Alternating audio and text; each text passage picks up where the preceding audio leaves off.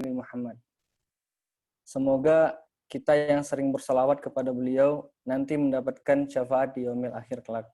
Amin, Allahumma amin. Sebelumnya, mari kita buka agenda pada sore hari ini dengan bacaan basmalah. Bismillahirrahmanirrahim. Berikutnya saya akan membacakan susunan acara pada acara Majelis Negarawan hari ini. Yang pertama itu pembukaan, insyaallah yang sedang berlangsung. Dan yang kedua ada pembacaan ayat suci Al-Quran oleh Akhi Tommy Ali. Berikutnya ada pemutaran himne kami. Selanjutnya ada kredo yang insyaallah akan dibacakan oleh Tazkiyatun Nafs. Dan setelah itu ada materi atau mungkin sharing dari Bang Nurdiansyah Prabowo. Dan nanti juga dilanjutkan dengan tanya jawab. Dan insyaallah juga nanti mungkin ada doa ya dari salah satu peserta yang hadir. Nah, sebelum itu mari sama-sama kita mulai agenda ini untuk meraih keberkahan. Kita perdengarkan terlebih dahulu tilawah yang akan dibacakan oleh Akh Tommy Ali. Kepada Akh Tommy Ali, waktu dan tempat disediakan. Bismillahirrahmanirrahim. Terima kasih kepada moderator. Assalamualaikum warahmatullahi wabarakatuh. Waalaikumsalam warahmatullahi wabarakatuh.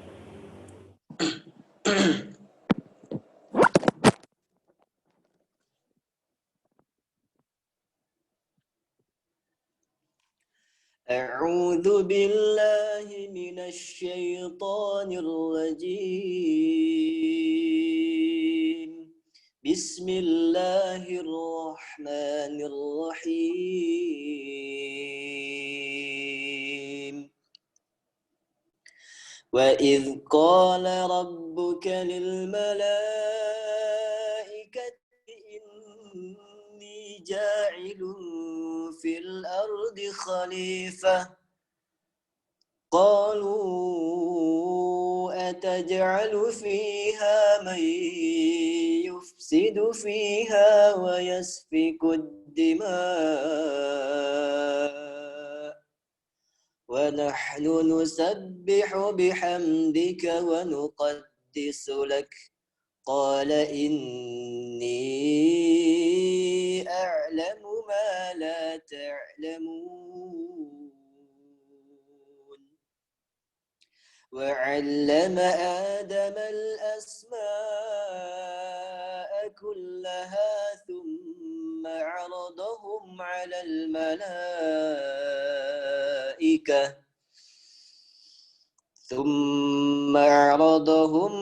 الملائكة فقال أنبئوني بأسماء هؤلاء إن كنتم صادقين قالوا سبحانك لا علم لنا إلا ما علمتنا إنك أنت العليم الحكيم قال يا آدم أنبئهم بأسمائهم فلما أنبأهم بأسمائهم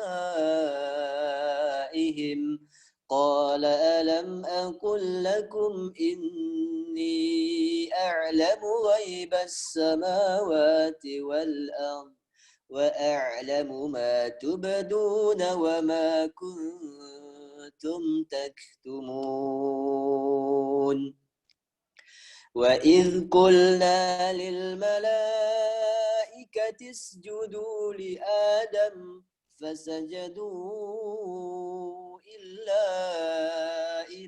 إبليس أبى واستكبر وكان من الكافرين وقلنا يا آدم اسكن أنت وزوجك الجنة وكلا منها رغدا حيث شئتما ولا تقرب هذه الشجرة فتكونا من الظالمين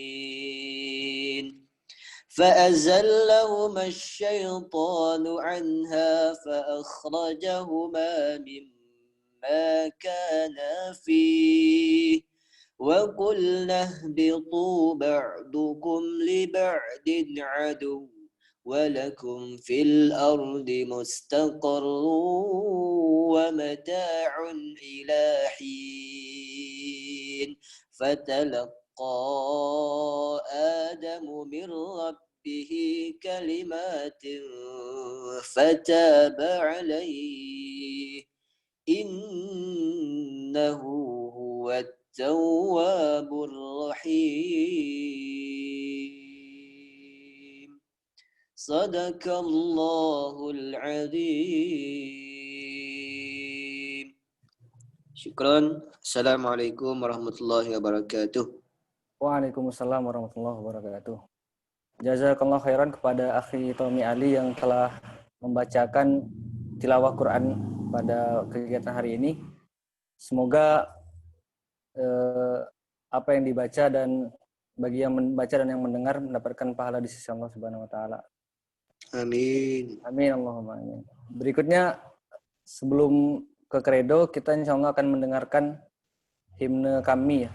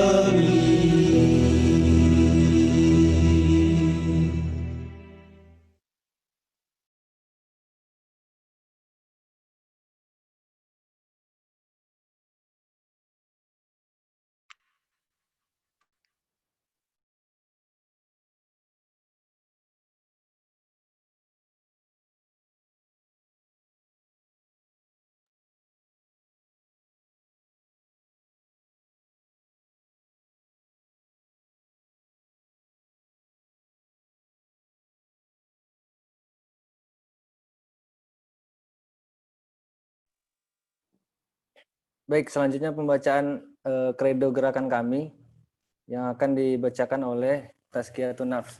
Kepada beliau dipersilahkan. Assalamualaikum warahmatullahi wabarakatuh. Waalaikumsalam warahmatullahi wabarakatuh. Kredo gerakan kami.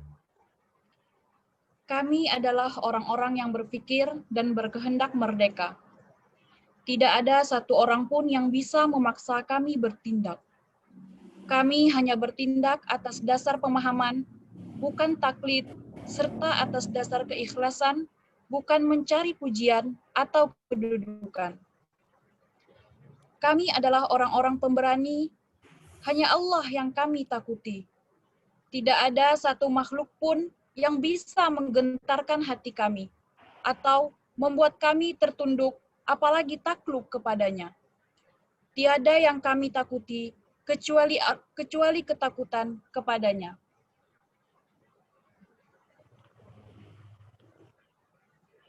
Kami adalah petarung sejati. Atas nama Al-Haq kami bertempur, sampai tidak ada lagi fitnah di muka bumi ini.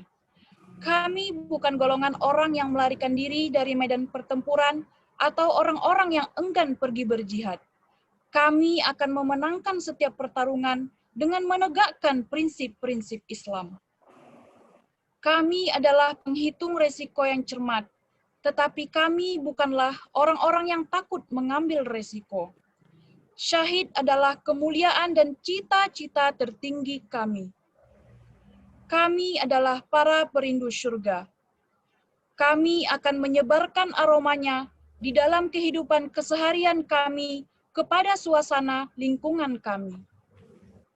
Hari-hari kami senantiasa dihiasi dengan tilawah, zikir, saling menasehati dalam kebenaran dan kesabaran, diskusi-diskusi yang bermanfaat dan jauh dari kesia-siaan, serta kerja-kerja yang konkret bagi perbaikan masyarakat. Kami adalah putra-putri kandung dakwah, akan beredar bersama dakwah ini kemanapun perginya, menjadi pembangunnya yang paling tekun, menjadi penyebarnya yang paling agresif, serta penegaknya yang paling kokoh. Kami adalah orang-orang yang senantiasa menyiapkan diri untuk masa depan Islam. Kami bukanlah orang yang suka berleha-leha, minimalis dan loyo. Kami senantiasa bertebaran di dalam kehidupan, melakukan eksperimen yang terencana, dan kami adalah orang-orang progresif yang bebas dari kejumudan. Karena kami memandang bahwa kehidupan ini adalah tempat untuk belajar, agar kami dan para penerus kami menjadi perebut kemenangan yang hanya akan kami persembahkan untuk Islam. Kami adalah ilmuwan yang tajam analisisnya, pemuda yang kritis terhadap kebatilan, politis yang piawai mengalahkan muslihat musuh, dan yang piawai dalam memperjuangkan kepentingan umat. Seorang pejuang di siang hari dan rahib di malam hari. Pemimpin yang bermoral, teguh pada prinsip, dan mampu mentransformasikan masyarakat. Guru yang mampu memberikan pemahaman dan teladan, sahabat yang tulus dan penuh kasih sayang, relawan yang mampu memecahkan masalah sosial, warga yang ramah kepada masyarakatnya dan responsif terhadap masalah mereka, manajer yang efektif dan efisien, panglima yang gagah berani dan pintar bersiasat, prajurit yang setia, diplomat yang terampil berdialog, piawai berwacana, luas pergaulannya, percaya diri yang tinggi, semangat yang berkobar tinggi. Syukran. Assalamualaikum warahmatullahi wabarakatuh. Afwan, waalaikumsalam warahmatullahi wabarakatuh. Jazakillah khairan Ukhti Tazkiyatun Nafs yang telah membacakan kredo gerakan kami. Semoga menjadi penyemangat ya, trigger kita kembali di sore hari ini. Nah, berikutnya langsung saja kita masuki agenda utamanya, yakni materi yang insya Allah akan disampaikan oleh Bang Nurdiansyah Prabowo. Sebelumnya, Assalamualaikum Bang Dian. Waalaikumsalam. Terakses, Pak. Gimana? Terakses suaranya? Iya, terakses. Alhamdulillah. Alhamdulillah. Sehat-sehat, alhamdulillah. Ya. Sehat ya? Ya. Sehat. Sehat. Alhamdulillah. Baik, sebelumnya izinkan saya membacakan daftar riwayat hidup ya. Daftar riwayat hidup beliau. Nama lengkap beliau yaitu Nurdiansyah Prabowo, SPD ya. Panggilannya Dian. kelahiran Batam 17 Juli tahun 1996. Untuk riwayat pendidikan, beliau pernah bersekolah di SMK Negeri 1 Batam, jurusan Teknik Otomasi Industri, dan melanjutkan studi di Universitas Negeri Yogyakarta di jurusan Pendidikan Teknik Mekatronika. Adapun untuk riwayat organisasi beliau, mungkin saya bacakan yang di kami saja ya, Bang, yang berhubungan kami. Beliau pernah menjadi staf kebijakan publik di Komisariat Kami UNY tahun 2016 dan juga 2017. Kemudian di 2018 menjadi Kadep Kebijakan Publik di Kami UNY juga. Berikutnya di tahun 2019 beliau menjadi staf kebijakan publik di pengurus daerah Kami Sleman. Dan sekarang insya Allah menjadi KID ya, KID Batam, Korps Instruktur Daerah di Batam. Dan itu mungkin sedikit riwayat hidup yang beliau berikan ya, yang saya bacakan. Langsung saja, insya Allah materi pada sore hari ini yaitu tentang pemuda, krisis kepemimpinan. Tanpa memperpanjang kalam, saya serahkan forumnya kepada Bang Nurdiansyah Prabowo. Tafadhol. Baik, syukran Fadli yang sudah memberikan pengantar pada pertemuan kita sore hari ini. Baik, Assalamualaikum warahmatullahi wabarakatuh. Waalaikumsalam warahmatullahi wabarakatuh. Alhamdulillahirabbil alamin. Assalatu wassalamu ala asrofil anbiya wal mursalin wa ala alihi wa ashabihi ajma'in. Allahumma shalli ala sayyidina Muhammad wa ala ali sayyidina Muhammad.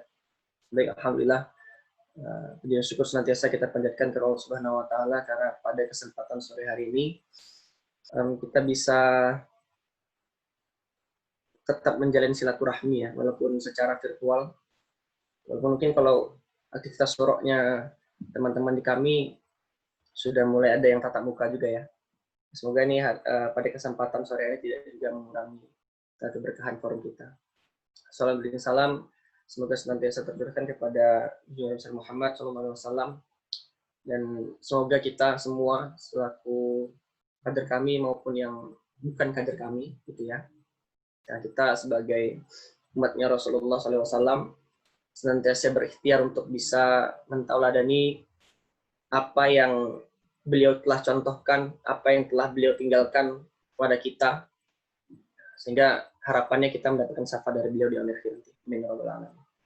Baik kawan-kawan semua, pada kesempatan sore hari ini kita akan berdiskusi berkaitan dengan aktivitas kepemimpinan yang sebenarnya saya yakin kawan-kawan semua di sini sudah banyak paham berkaitan dengan teori-teori kepemimpinan, atau bahkan saat ini posisinya kawan-kawan semua sedang mengimplementasikan bagaimana kepemimpinan itu. Nah, di sini dari teman-teman PD Batam mengambil satu tema yang cukup menarik ya. Apakah kondisi saat ini pemuda di Indonesia ini khususnya gitu, ataupun kalau kita melihat dalam konteks yang lebih kecil yaitu Kepulauan Riau dan Batam, apakah terjadi krisis kepemimpinan di sana? Nah, nanti ini menjadi bahan diskusi kita bersama pada sore hari ini. Bisa next langsung ke pembahasan kita di bawah. Oke. Nah, yang pertama, saya ingin mengawali pada satu bahasan di mana kita melihat kondisi pemuda di Indonesia saat ini, kawan-kawan semua. Kalau kita melihat sisi sejarah, ya, kalau kita melihat dari sisi sejarah, sebenarnya pemuda Indonesia ini memiliki sejarah yang cukup baik, bahkan sangat baik gitu ya, dalam konteks kenegaraan. Tentu melihat bagaimana Sumpah Pemuda, gitu ya. Kita bisa lihat bagaimana dulu jauh sebelumnya mulai membentuk mulai bisa bangkit dari proses penjajahan gitu ya, dan terbentuklah bangsa Indonesia pada waktu itu. Kita lihat kemerdekaan juga tidak lepas dari peran-peran para pemuda pada waktu itu. Proses yang panjang. Lalu pasca kemerdekaan juga hal-hal heroik yang selalu kita gaung-gaungkan sebagai mahasiswa, sering kita gaung-gaungkan kan. Itu juga bagian dari bagaimana sejarah emasnya pemuda pada masa lampau. Walaupun kita tidak bisa juga menutup mata bahwasannya di masa-masa lampau pun saat-saat terpuruknya para pemuda itu juga terjadi di sana. Kita bisa lihat ketika peristiwa Malari misalnya, di mana angkatan 74 itu membawa semangat 66 pada waktu itu, namun ternyata hasilnya tidak bisa sesuai dengan ekspektasi yang mereka miliki atau mereka inginkan pada waktu itu. Lalu semangat itu terus dilanjutkan sampai pada angkatan 98 yang bisa melakukan suatu aktivitas reformasi di Indonesia. Nah, ini bagian dari prestasi emas dalam konteks kenegaraan di para pemuda saat ini. Namun kalau kita lihat saat ini kawan-kawan semua, ada satu pergeseran jiwa zaman, saya bilang. Jadi jiwanya pemuda ini masuk pada zaman yang sudah berbeda dengan masa lampau. Makanya kalau kita perhatikan, kami ini sudah mulai masuk pada fase di mana dia, tanda kutip, bukan meninggalkan sebenarnya, tapi mulai menggeser semangat reformasi 98 itu dalam konteks teknisnya, itu tidak lagi menjadi hal utama bagi kami. Makanya tahun berapa ya? Sekitar tahun 2002, seingat saya. Atau 2004 ya. Pasca dari kami terbentuk, lalu berhasil menjadi bagian dari reformasinya Indonesia, kami tidak berhenti di situ saja gitu.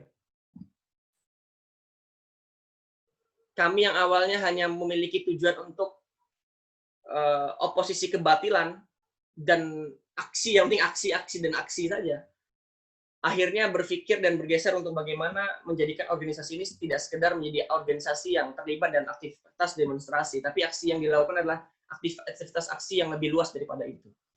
Nah, mulailah dirancang bagaimana itu proses kaderisasi, bagaimana dirancang proses pembinaan, pengkaryaannya kader, bisa masuk dalam lokus-lokus kampus-kampus yang ada, sehingga memperluas aspek dakwahnya gitu. Nah, pun sama dengan kondisi pemuda secara umum saat ini. Kalau kita perhatikan, dulu pemuda itu jauh lebih menggebu-gebu ya. Betul aku bilang. Jauh lebih menggebu-gebu gitu. Jauh lebih memiliki sifat revolusioner gitu ya. Jadi dengan kondisi teknologi yang belum canggih secanggih sekarang, maka pemuda itu untuk menunjukkan identitas dirinya atau eksistensi dirinya, dia membutuh ruang publik di mana dia harus menggebu-gebu. Paling gitu. Atau pilihan yang lain, dia menjadi public figure. Artis misalnya gitu. Baru dia bisa menjadi sosok yang dikenal dan menunjukkan eksistensi dirinya. Tapi kalau kita masuk pada sisi pergerakan, maka kita harus memiliki suatu bentuk kapasitas bagaimana kita bisa menyampaikan gagasan dan ide kita secara menggebu-gebu. Kalau tidak, kita hanya akan tenggelam saja. Makanya di masa-masa lampau itu, orang-orang yang cenderung memiliki karakteristik introvert itu tidak terlalu sering muncul. Tidak terlalu sering muncul. Namun kalau kita lihat dengan pergeseran zaman saat ini, kawan-kawan, pemuda akan jauh lebih fleksibel untuk bisa menunjukkan eksistensi dirinya. Dengan banyaknya perkembangan teknologi yang ada, orang yang pemalu sekalipun, yang dia tidak biasa berbicara di depan publik, saat ini publik bisa melihat dia berbicara, tanpa harus dia menunjukkan dirinya secara publik, secara langsung. Nah, ini bentuk bagaimana jiwa zaman itu sudah bergeser, bagaimana kita bisa berpengaruh terhadap kondisi lingkungan sekitar kita, tanpa kita harus memberikan atau bertemu dengan langsung dengan orang-orang tersebut. Dan ini menjadi satu peluang bagi pemuda di Indonesia, atau pemuda secara umumnya, khususnya teman-teman yang ada di kami, kita semua yang ada di kami ini, untuk bisa mengambil peluang itu. Dan yang ketiga, kita sudah pahami bersama. Saya yakin kawan-kawan di kampusnya, kawan-kawan semua, apalagi kalau yang kuliahnya berhubungan sama manajemen SDM ya, ataupun dengan kependidikan, biasanya bonus demografi ini menjadi satu bahasan yang hangat. Karena bagian dari peluang sekaligus ancaman. Nah gitu ya. Bagian dari peluang sekaligus ancaman di bangsa kita.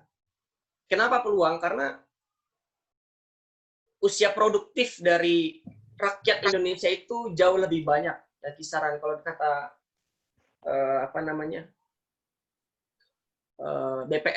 BSN itu kisaran 16 tahun sampai 64 tahun. Usia produktifnya rakyat Indonesia akan jauh lebih banyak dan jauh lebih besar. Peluangnya apa? Berarti banyak SDM yang bisa dimanfaatkan, kan gitu ya. Ancamannya, kalau SDM itu tidak bisa dikelola atau disiapkan, maka hanya menjadi buih di lautan gitu. Jadi dia banyak tapi nggak ada isinya. Akhirnya menjadi beban, tidak menjadi kekuatan bagi bangsa Indonesia. Nah, ini perlu juga menjadi kesadaran kita bersama kawan-kawan semua, bahwasanya usia-usia seperti kita ini dalam waktu 2020 sampai 2030-an lah, gitu ya. Ini bagian dari bagaimana menjadi suatu hal yang perlu kita perhatikan. Kita masuk dalam bagian itu.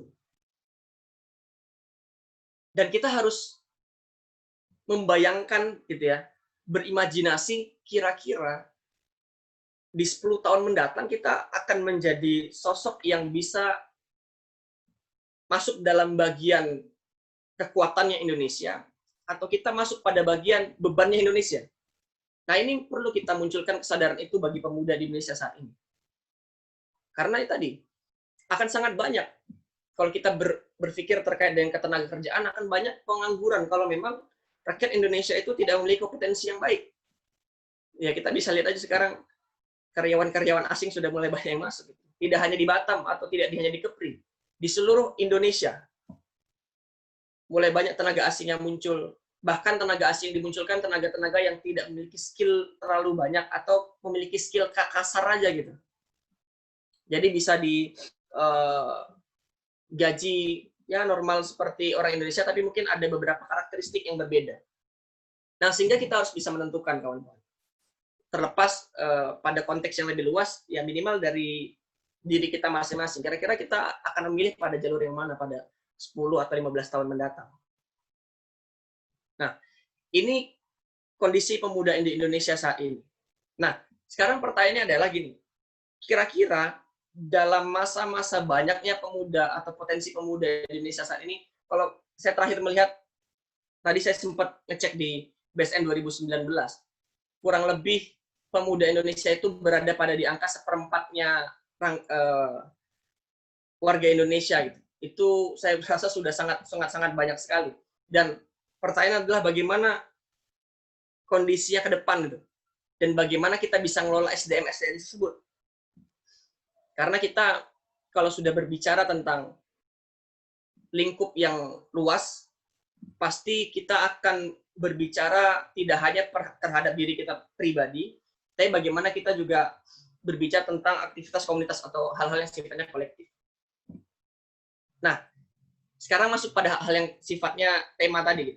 Kira-kira, menurut kawan-kawan semua nih, apa betul pemuda-pemuda saat ini, khususnya di Indonesia, atau mungkin dalam lingkup Batam atau Kepulauan Riau, itu mengalami yang namanya krisis kepemimpinan di masa saat ini? Bisa next panitia, iya, hostnya kami Batam. Kira-kira betul nggak sih kita mengalami krisis kepemimpinan saat ini? Nah, ini bisa kita coba ulas, nanti bisa menjadi bahan diskusi di akhir juga untuk kawan-kawan semua. Dalam perspektif saya, coba kita perhatikan dalam kondisi, saya ambil sudut pandang yang pertama, politik praktis di Indonesia, yang kedua, media sosialnya Indonesia. Dalam konteks politik praktis di Indonesia, coba kita perhatikan, sekarang banyak parpol itu sudah mulai merekrut, itu dari tahun 2019, bahkan 2018 itu, dan puncak-puncaknya pasca pemilu. Pasca pemilu 2019 itu sudah mulai puncak-puncaknya. Parpol itu mulai terbuka. Saya dulu waktu masih di Jogja dapat BC-an rekrutmen pemuda PDI Perjuangan gitu. Pokoknya kan itu keren banget ya, partai besar. Di sana bisa dapat uang yang sangat luar biasa banyak kayak gitu. Nah, itu oprek sebesar-besarnya. Oprek sebesar-besarnya. Dan saya pikir juga parpol-parpol yang lain juga akan melakukan hal yang sama gitu. Mereka melakukan suatu rekrutmen di mana tidak hanya memanfaatkan investor-investor atau orang yang memiliki uang yang banyak, tapi mereka mulai memanfaatkan pemuda-pemuda yang ada. ya kan? Dan di tahun 2019 kemarin dalam pemilu kita pada waktu itu juga banyak wakil-wakil rakyat kita yang ternyata itu dari kalangan pemuda, bahkan di 30 tahun ke bawah gitu. Bahkan ada yang 23 tahun. Saya sempat baca berita katanya di Tanjung Pinang itu ada juga ya, DPRD yang dia umurnya baru 23 tahun. Bahkan lebih muda dari saya udah jadi anggota dewan kan. Luar biasa sekali. Saya punya kawan di Jogja dulu, seangkatan sama saya masuk kuliah 2014 pada waktu itu. Terus dia setelah lulus dia nyalek jadi anggota dewan di Magelang. Dan alhamdulillah dia terpilih. Pada waktu itu di usia 24 tahun, 23 tahun sama ya, 23 tahun dia terpilih. Di usia 23 tahun itu lagi akhwat lagi. Cewek yang jadi caleg di Magelang. Nah, ini luar biasa. Berarti apa? Dalam perspektif atau dalam segmentasi politik praktis, sebenarnya pemuda di Indonesia ini dalam memberikan daya pengaruhnya terhadap masyarakat itu cukup kuat juga, bukan cukup, sangat kuat juga saat ini. Kalau kita lihat skala global lagi di DPR RI misalnya, itu juga banyak tuh orang-orang yang memang memiliki umur yang masih relatif cenderung muda lah untuk menjadi seorang anggota dewan atau menjadi wakil rakyat. Lalu dari segmen yang lain, segmen media sosial. Influencer yang ada itu juga dari kalangan pemuda. Bahkan sangat luar biasa. Tidak hanya memberikan hiburan kepada masyarakat, terkadang dalam aktivitas-aktivitas sosial masyarakat, dalam aktivitas politik sekalipun, mereka mampu memberikan pengaruh itu. Kalau kita lihat kayak misalnya contoh ada Bintang Emon gitu ya, stand up komedian yang beliau cuma buat suatu video yang sederhana saja gitu, kayak video vlog pakai HP biasa gitu, terus menyampaikan gagasan dan leluconnya beliau gitu. Dan ternyata itu mempengaruhi bagaimana paradigma dan pola pikir masyarakat di sekitarnya. Itu bagian dari daya pengaruh yang luar biasa kuat sekali. Dan itu dilakukan oleh pemuda. Atau kalau kita melihat segmentasi yang lain juga akan banyak kita temukan. Sehingga saya berpikir, jangan-jangan kita bukan masuk pada tataran kita krisis kepemimpinannya, bukan. Tapi ada yang miss dari skill-skill pendamping dari kemampuan kepemimpinan kita. Jangan-jangan itu yang kurang. Ada yang miss dari pemanis-pemanis itu. Gitu. Secara kepemimpinan, kita memilikinya. Pemuda Indonesia sangat memiliki potensi itu. Tetapi bagaimana pelengkap dari kepemimpinan itu yang terkadang masih ada yang miss dalam. Nah, itu bisa jadi bahan diskusi. Nah, ini saya berpikir jangan-jangan seperti itu. Karena kan kalau kita melihat atau berpikir tentang kepemimpinan kan sederhana ya. Kepemimpinan tuh ya bagian dari pengaruh. Kita bisa memberikan pengaruh, maka kita sudah memiliki jiwa kepemimpinan. Dan sekarang pemuda untuk bisa berpengaruh sangat mudah sekali. Ya nggak sih? Potensinya besar maksud saya, dibandingkan yang lampau. Tanpa harus menggebu-gebu, atau cenderung lebih santai gitu kan. Bahkan orang yang pemalu sekalipun bisa muncul di publik tanpa harus dia ketemu dengan langsung dengan masyarakat. Dan dia bisa memberikan pengaruh besar dan mengubah paradigma masyarakat. Nah, itu bagian dari pengaruh yang luar biasa. Next, atau U. Bawah lagi. Ya. Nah, kita masuk pada tataran pemimpinan. Nah, tadi menjadi ini saja ya, bahan berpikir kita di awal inilah, terkait dengan bagaimana pemuda di Indonesia ini. Nah, masuk pada tataran kepemimpinan. Kalau kita perhatikan sebenarnya kepemimpinan kan berhubungan sama yang tadi, bagian dari keberpengaruhan. Nah, di sini saya akan coba sempitkan pada tataran pergerakan kita. Pergerakan pemuda atau pergerakan mahasiswa. Kalau kita berbicara terkait dengan pergerakan pemuda dan pergerakan mahasiswa atau pergerakan progresif lah, ya hal-hal yang sifatnya progresif, maka kepemimpinan ini tidak hanya berhenti pada tataran pengaruh saja, tapi harus lebih jauh daripada itu, yaitu pencapaian tujuan.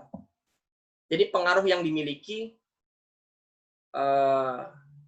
influence yang dia bisa berikan kepada orang di sekitarnya tidak hanya berhenti pada dia mengajak atau mencontoh orang tersebut, tetapi lebih kepada dia punya tujuan apa. Aku punya tujuan apa nih? Ini harus aku jadikan dengan aku bisa berpengaruh terhadap orang-orang di sekitar. Nah, itu kepemimpinan kalau kita berbicara tentang hal-hal yang sifatnya progresif. Makanya dalam aktivitas kepemimpinan, seorang pemimpin itu harus memiliki yang namanya visi dan misi. Harus punya tujuan dulu. Punya platform dulu. Makanya di organisasi di kita itu, kalau ada pemilihan-pemilihan apa gitu kan, ataupun ya bahkan pada tataran politik praktis kita gitu, itu harus ada penyampaian visi misi dulu. Visinya apa sih, programnya apa, dan seterusnya. Karena harus ada tujuan yang diambil. Agar kelihatan pergerakannya itu seperti apa. Lalu yang kedua, harus memiliki tanggung jawab. Tanggung jawab ini sifatnya umum. Masih luas. Nah, nanti kita akan bahas di pembahasan kita selanjutnya. Yang terakhir, berkaitan sama komunikasi.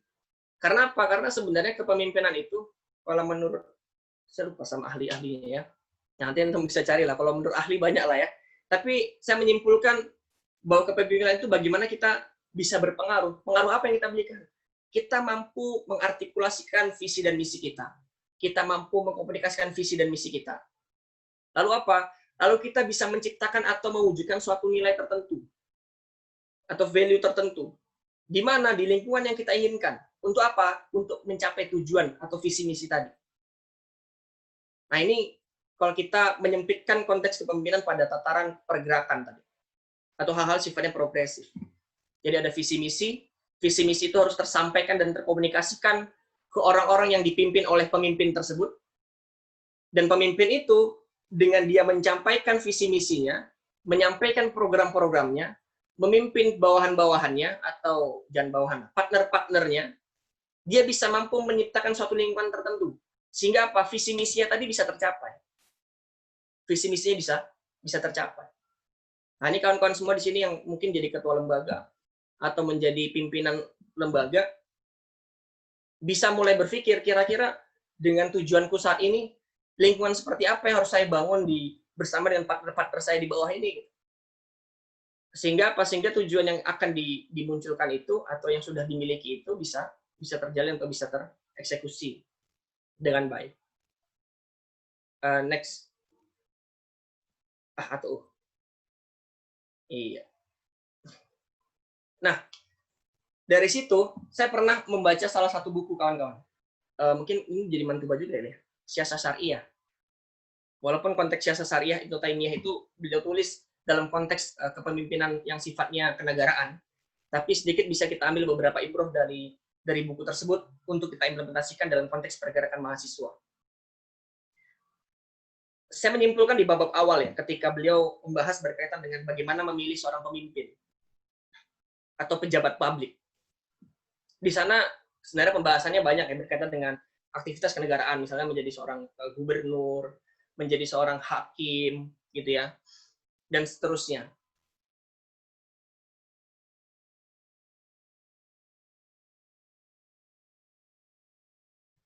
Ya, bagian dari tanggung jawabnya seorang pemimpin itu dia harus punya kapasitas sesuai dengan apa yang dia pimpin. Karena nggak bisa kalau misalnya dia pemimpin tim olahraga, tapi dia tidak paham sama sekali tentang olahraga, ya nggak bisa. Walaupun seorang pelatih olahraga itu permainannya mungkin tidak sebagus pemain yang dia latih, tetapi dia sangat paham tentang olahraga. Dia sangat paham celah-celah bagaimana bisa mengoptimalkan SDM di bidang olahraga. Sehingga kapasitas ini yang, mohon maaf itu tipu ya, kapasitar. Oke. Sehingga kapasitas ini yang perlu kita lihat dan kita baca dalam diri kita, teman-teman. Kira-kira kita punya spesifikasi apa atau spesialisasi apa? Dalam konteks ya yang sifatnya spesifik ya. Tapi sebenarnya Imam Al-Ghazali sebenarnya tidak terlalu sepakat dengan yang namanya spesialisasi, karena kita sebagai manusia itu otaknya tuh punya memori yang besar, sehingga seharusnya kita bisa menampung banyak materi. Tapi maksud saya gini, lebih kepada kita memiliki apa sebenarnya untuk menjadi sosok pemimpin, menjadi sebagai sosok yang bisa berpengaruh dalam konteks tidak hanya sekedar jabatan, tapi pengaruh yang lebih luas. pengaruh apa yang bisa saya berikan dengan kapasitas yang saya miliki. Nah, kapasitasnya itu apa itu? Nah, ini yang perlu kita perhatikan. Nah, yang kedua, kalau menjadi pemimpin, kita harus amanah dan berintegritas. Maksudnya amanah dan berintegritas gimana? Terlepas dari kapasitas yang kita miliki, kita juga harus memiliki rambu-rambu, kawan-kawan. Kita harus memiliki rambu-rambu. Rambu-rambu apa? Rambu-rambu ini kalau kita sebagai seorang muslim, berarti kita punya syariat-syariat yang harus kita jadikan rambu-rambu dalam kita mengimplementasikan aktivitas kepemimpinan kita. Nah, nyambung dari pembahasan awal tadi. Sepertinya, gitu ya, pandangan saya nih, pemuda Indonesia itu kapasitasnya sudah banyak. Sudah kuat. Gitu. Tetapi dalam konteks integritas dan amanah, ini yang menjadi hal yang miss menurut saya. Ini miss. Bahkan dari tataran organisasi yang berbau Islam pun masih banyak yang miss. Kita bisa berkaca dengan kami misalnya. Kita bisa berkaca dengan kami dan saya yakin teman-teman semua juga merasakan hal seperti itu. Jangan kita masih miss dalam tataran integritas kita dan amanah kita. Kenapa bisa seperti itu? Jangan-jangan kita jauh dari Sang Pencipta kita, sehingga nggak ada yang bisa menjaga kita nih untuk bisa beramanah dan berintegritas. Nah, dalam itu memang konteks amanah atau integritas ini dikaitkan dengan bagaimana kita mampu melaksanakan aktivitas-aktivitas kita dengan kita menghubungkannya dengan aktivitas-aktivitas spiritual. Jadi nggak lepas. Makanya ya di DM1 kan udah dibahas ya, berkaitan dengan sumber Islam, bagaimana Islam itu menyeluruh dalam segala aspek dan sebagainya. Karena memang seperti itu. Termasuk aktivitas kepemimpinan juga gitu. Untuk menumbuhkan orang yang amanah dan berintegritas, ya caranya cuma satu. Dia harus taat terhadap syariat agamanya. Nah, kita sebagai seorang muslim ya seperti itu. Kita harus dekat dengan agama kita. Agar kita memunculkan rambu-rambu tadi. Jadi, ibaratkan hati dan pikiran kita punya alarm, punya sensor untuk bisa mendeteksi kalau kita tuh pas salah gitu. Jadi pas kita melakukan sesuatu atau kita berpikir kita pengen suatu serat gitu, karena kita punya input yang bagus, kita punya isi yang bagus berkaitan dengan keilmuan agama kita, pas ada yang salah, ini pikiran ngasih alarm, itu salah loh, oh iya salah ya.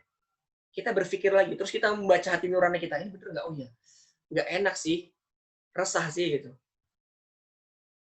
Akhirnya kita bisa berpikir ulang. Nah ini yang perlu menjadi konsen sebenarnya bagi dai-dai saat ini untuk bisa menumbuhkan sisi amanah dan integritas para pemuda saat ini.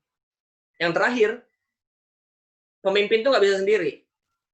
Pemimpin itu sebagai seorang pemimpin, lagi-lagi konteksnya bukan jabatan ya.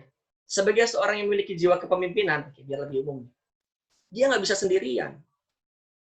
Kalau dia sudah selesai pada tataran pribadi sebagai seorang pemimpin, dia bisa memimpin dirinya sendiri. Itu akan cukup pada dirinya sendiri. Tapi kalau dia ingin memperluas daya pengaruhnya, dia nggak bisa sendirian.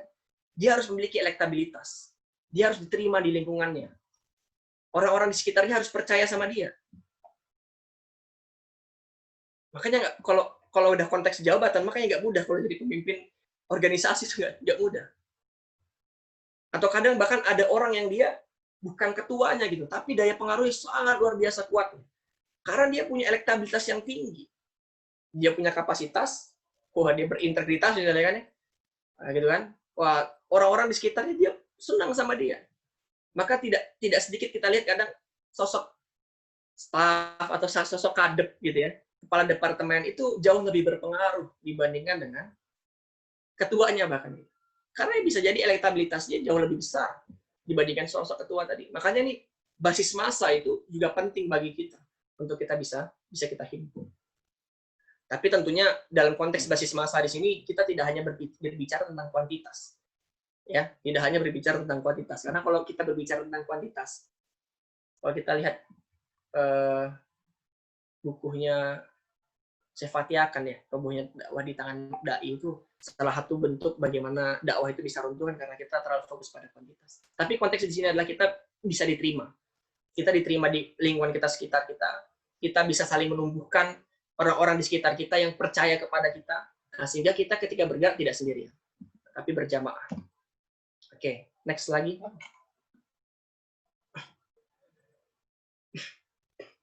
Nah, ini sebenarnya hanya selingan saja terkait dengan gaya kepemimpinan.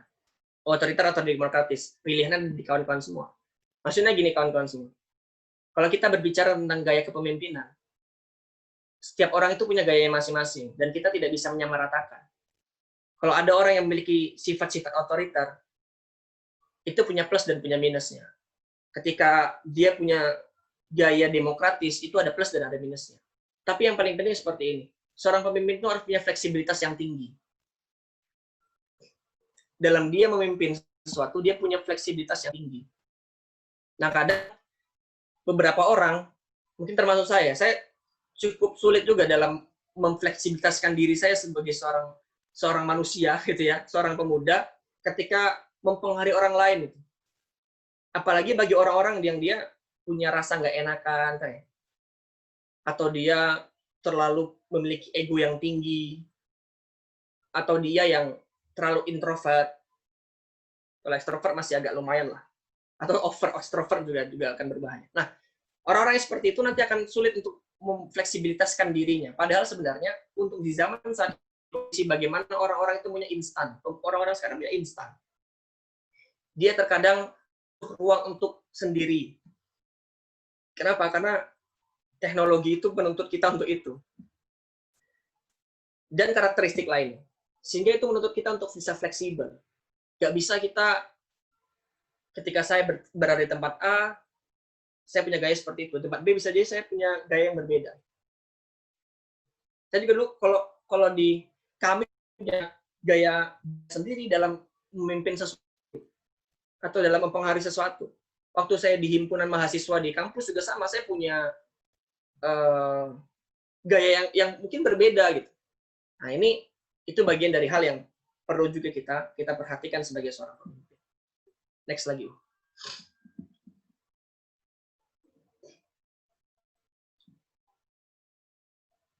Nah, dari semua itu teman-teman semua, saya menyimpulkan bahwasannya sebagai seorang pemimpin, nah ini bisa kita mulai dari generasi-generasi yang baru gitu ya.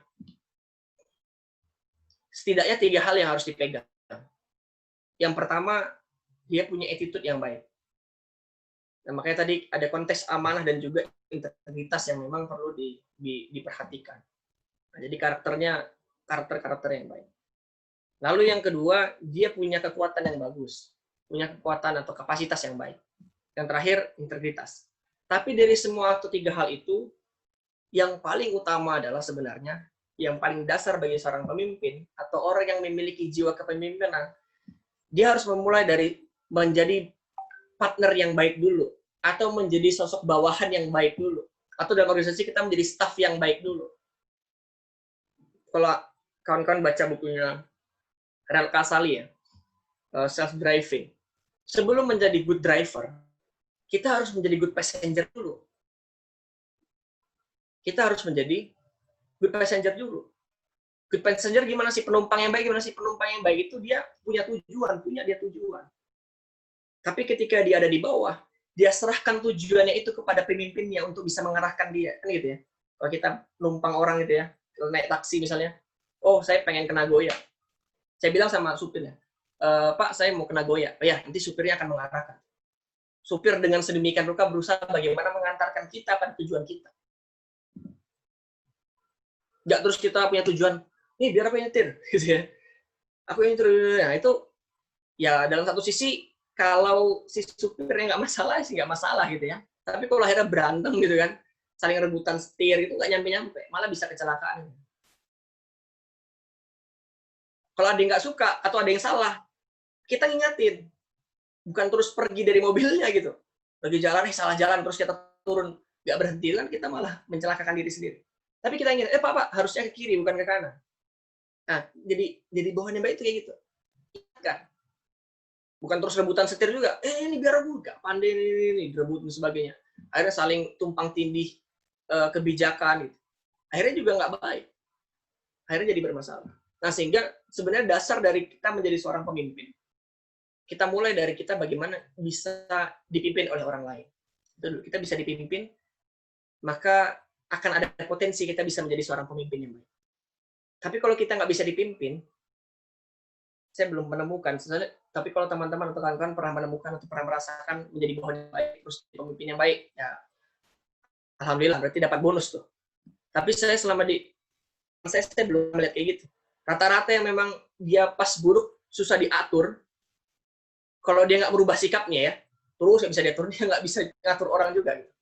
Tapi kalau dalam transisi itu dia bisa memperbaiki seterusnya gitu, akhirnya bisa menjadi orang yang baik atau bisa diatur dengan baik.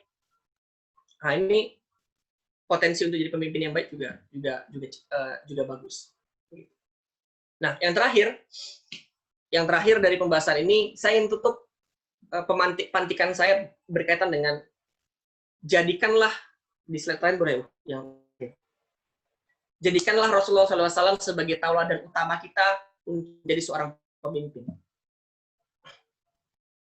Ini yang sebenarnya kenapa?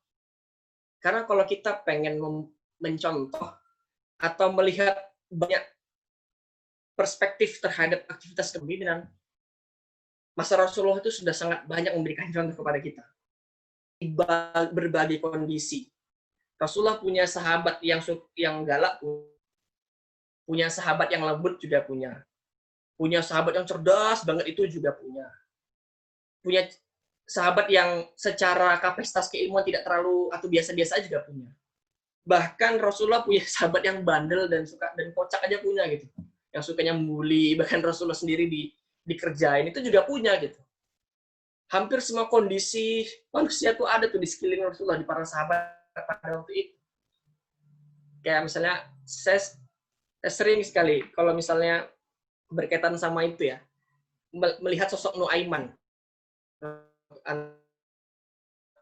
Saya yakin tahu sosok Nuaiman di mana ini orang luar biasa, maksudnya cintai kepada Rasulullah, tapi ya kayak gitu kelakuannya gitu kan. Tapi Rasulullah juga ya nerima dengan baik. Itu kan sosok sehingga bisa menjadi SDM tertentu juga gitu dalam aktivitas keislamannya beliau. Dia terus ini nggak potensial ini, senangnya cuma mabuk, terus bully orang, keluarkan aja, nggak usah terlalu diperhatikan. Nggak gitu ternyata gitu. Tapi Rasulullah juga punya perhatian khusus terhadap si Nuaiman ini. Nah ini salah satu contoh saja. Banyak contoh-contoh yang lain bisa kawan-kawan semua lihat dari Sirah Nabawi. Atau salah satu buku juga ada tuh. Salah satu buku apa ya? Yang nulis bukan orang Islam sih kayaknya. Namanya John Adair. Kepemimpinan Muhammad. Beliau punya tulis buku judulnya Kepemimpinan Muhammad. Di situ di salah satu babnya beliau menceritakan atau membahas gitu, berkaitan dengan bagaimana bentuk treatment yang Rasulullah dapatkan. Nah, tentunya ini langsung dari Allah Subhanahu wa taala, bagaimana suatu kondisi ditakdirkan untuk menjadi seorang pengembala kambing. Nah, John Adair ini membahas jadi pengembala kambing itu nggak mudah. Saya juga pas dengar itu, iya juga ya. Karena saya nggak pernah mengalami yang namanya mengembala kambing, dan saya nggak pernah tahu, selama di Batam kan nggak ada ya orang mengembala kambing. Maksudnya di lingkungan saya itu nggak ada gitu yang punya kambing terus dia gembala di perumahan, itu nggak ada. Tapi iya juga ya, kalau kita mengembala kambing kan susah. Sudah pernah kambing itu kan susah. Kita harus dari sekian banyak kambing yang ada, kita harus cari nih mana kambing yang paling kuat, biar dia bisa mengendalikan yang lain. Ikutin yang kuat itu.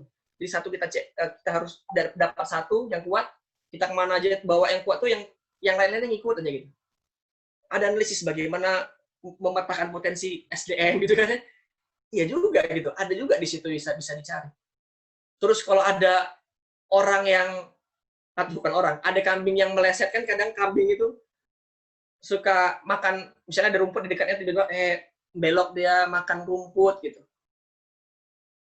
Itu kan juga ini ya, harus bagaimana seorang pengembala itu harus tetap membariskan pada barisan yang sama gitu. Ibaratnya kalau di kami ada orang yang mulai ada yang membangkang, dia pengen aneh-aneh dan sebagainya, tapi kita bisa meluruskan sebagai seorang yang berpengaruh di kami gitu, bisa mengajak lagi, tidak pergi kemana-mana gitu. Nah itu bagian dari treatment yang luar biasa. Makanya kita perlu jadikan Rasulullah ini, atau kita perlu, kalau kita pengen jadi pemimpin yang baik, banyak baca sirah. Banyak aja baca sirah. Setelah itu implementasikan dengan aktivitas koordinasi kalian. Tentunya dikontekstualisasikan karena ya zamannya berbeda, tapi banyak hal prinsip yang sama yang bisa kita lakukan. Nah itu kawan-kawan semua, sedikit pantikan dari saya berkaitan dengan aktivitas kepemimpinan. Kalau ada hal-hal yang mau ditambahkan ataupun ada hal-hal yang ingin didiskusikan, silakan saya kembalikan ke moderator, ke Fadli. Baik, jazakallahu khairan Bang Nurdiansyah Prabowo atas penyampaian sharingnya kepada kita terkait dengan pemuda krisis kepemimpinan. Insya Allah kita masuki ke sesi berikutnya, sesi diskusi, pertanyaan jawab. Alhamdulillah sudah masuk beberapa pertanyaan, tapi sebelumnya saya ingatkan kepada teman-teman, sekiranya ada pertanyaan bisa dituliskan di kolom komentar atau jika ingin berinteraksi langsung bisa dengan menekan tombol raise hand. Ya, saya bacakan terlebih dahulu pertanyaan yang sudah masuk. Ini pertanyaan pertama dari saudara Agus Sultan. Pertanyaannya, bagaimana cara merangkul bawahan untuk bergerak bersama? Gitu. Ya. Langsung ya? Ya, boleh. Langsung dijawab. Satu. Kalau dalam konteks kita merangkul bawahan, sebenarnya kalau kawan-kawan semua mengikuti Majelis Negarawan ini dari mulai pertama ya, ketika Bang Rizal itu ngisi terkait dengan dakwah, konsep yang dibawa oleh Bang Rizal terkait dengan dakwah itu sebenarnya bagian dari bagaimana kita bisa memberikan pengaruh positif kepada orang di sekitar kita. Itu bagian dari kepemimpinan sebenarnya. Mulai kita dari takrif, kita lanjutkan dengan takwin, sampai kepada tataran tanfis, itu bagian dari bagaimana kita bisa memberikan pengaruh kepada orang-orang. Kita merangkul, bisa pakai cara itu. Kita takrif dulu, kita kenal dulu orang tersebut, takwin dulu, kita bantu dia dengan stimulus-stimulus intelektual yang kita miliki, sehingga dia terbentuk. Takrif tadi termasuk kita menyampaikan tujuan kita, gitu ya. Kita sampaikan visi misi kita, gagasan kita kepada orang-orang di sekitar kita. Kita sampaikan goalnya apa, lalu kita kenali satu persatu orang-orang tersebut. Ini orang karakternya seperti apa, dia sukanya apa, bidangnya apa, passionnya ada di mana, dia bisa dikaryakan di mana, dia bisa dilibatkan di mana. Baru di takwin dibentuk, kita sampaikan kita punya gagasan apa, kita berikan stimulus-stimulus yang kita miliki untuk memantik kapasitas yang dia miliki misalnya. Baru kita bisa karyakan dia, baru kita bisa lakukan implementasi terhadap dirinya. Secara teori seperti itu, ya. Secara teori sebenarnya seperti itu. Ya mau nggak mau harus dilakukan bertahap seperti punya kepengurusan, bahkan kepengurusan yang sudah lama kita kenal. Misalnya di komisariat ini, kan pada baru ya, Barelang Raya sama Hang Nadim. Walaupun kawan-kawan semua di tataran komisariat sudah sering berinteraksi secara langsung sebenarnya. Tapi ternyata kepemimpinan itu bergilir kan. Akhirnya berganti ketua yang baru, kadepnya baru lagi, stafnya baru lagi. Walaupun sebenarnya sudah sering berinteraksi. Saya yakin pasti sosok pemimpin itu, atau ketua itu, lagi-lagi dia akan menganalisis lagi. Orang ini kapasitasnya di mana? Dia lagi punya tujuan apa sebenarnya tentang kami? Gitu kan? Nah, barulah dibuat tim. Nah, dibuat struktur kan. Struktur. Setelah itu baru diberikan stimulus gitu. Baik lewat visi misinya, lewat tujuannya. Nah, kalau sudah seperti itu, kembalikan kepada bawahan tersebut. Kenapa saya sampaikan kembalikan kepada bawahan tersebut? Karena tadi kan kita bahas kriteria pemimpin itu punya elektabilitas. Maksudnya gini, mau sehebat apapun pemimpin itu, kalau emang bawahannya nggak percaya atau bawahannya udah acuh, emang susah. Makanya kita yang ikhtiar bagi seorang pemimpin, dia terus kasih stimulus. Ingatkan tujuan ini, kita akan seperti ini. Caranya, toolsnya. Oh, kamu potensi di sana, yuk kita belajar di sini, samai gitu kan. Kita diskusi dan seterusnya. Harusnya itu sudah menjadi bagian bawahan itu tertarik. Karena kalau saya pribadi, saya melihat kenapa ikut kami, kenapa bisa bertahan kami, bahkan ketika harus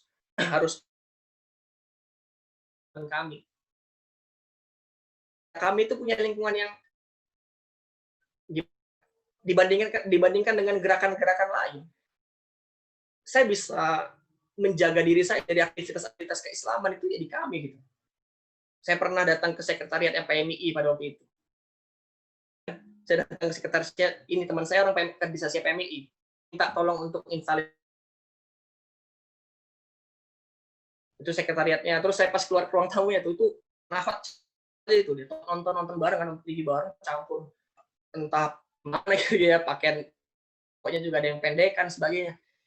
Itu ini saya mikir enggak gitu. Tapi di kami bisa berbeda gitu. Saya melihat mas-masnya walaupun dia bandel atau sering tanda kutip ya, kadang sama kawan itu komunikasinya berlebihan, cair banget gitu. Tapi terlepas daripada itu dia tetap bisa menjaga itu gitu, ada yang dijaga. Itu kan bagian dari pembentukan yang menginspirasi ya. Sehingga kalau diajak untuk, yuk Yan, ada kajian tentang ini, tentang apa aja kita ikutlah. Karena kita melihat sosok-sosok orang-orang yang dia bisa memberikan contoh baik kepada kita. Kalau diskusi berikan nih kampus tuh bla bla bla bla bla bla bla.